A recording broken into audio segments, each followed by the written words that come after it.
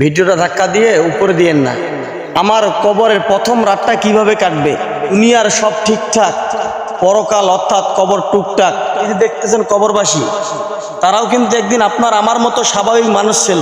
ভাই ভাই ভিডিওটা ধাক্কা দিয়ে উপরে দিয়েন না।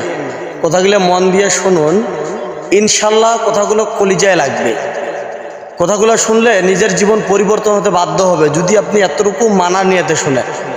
আজকে আমরা দুনিয়াতে ভালো করে থাকার জন্য বৃষ্টির দিনে বৃষ্টি যেন না পড়ে, যার কারণে ঘরের ছাদটাকে সুন্দর করি, শীতের দিনে আমাদেরকে যেন শীত না লাগে, চতুর্দিকে সুন্দর করে আমরা বেড়া দেই। মোট কথা, দুনিয়াতে বসবাসের জন্য আমরা আমাদের ঘরটাকে কত সুন্দর করে সাজাই। আমরা শেষ বয়সে ভালো থাকার জন্য, বৃদ্ধকালের জন্য আমরা ডিপোজিট করে রাখি, কিছু সঞ্চয় রাখি।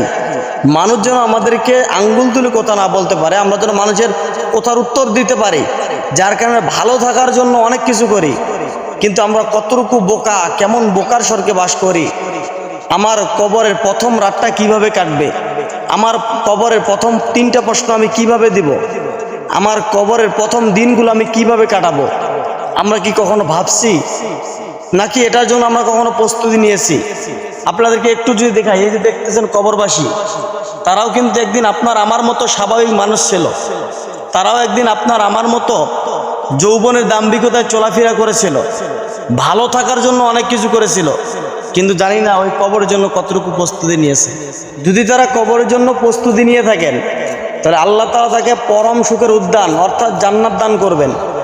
আর আল্লাহ না করুক, যদি কোনো রকমভাবে পিছলিয়ে দুনিয়ার মোহ পরে কবরের কথা ভুলে যায়, তারা আল্লাহ মাফ করুক, আল্লাহ মাফ করুক, তাদের কঠিন আযাবের মধ্যে গ্রেপ্তার হয়ে গেছে।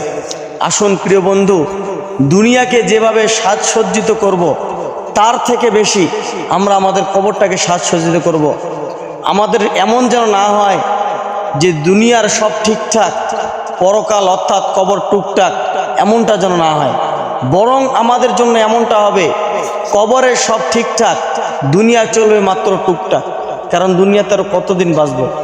আসুন প্রিয় বন্ধু, কথাগুলো ভালো লাগলে আমল করি এবং ভিডিওটা শেয়ার করি। আসসালামু আলাইকুম।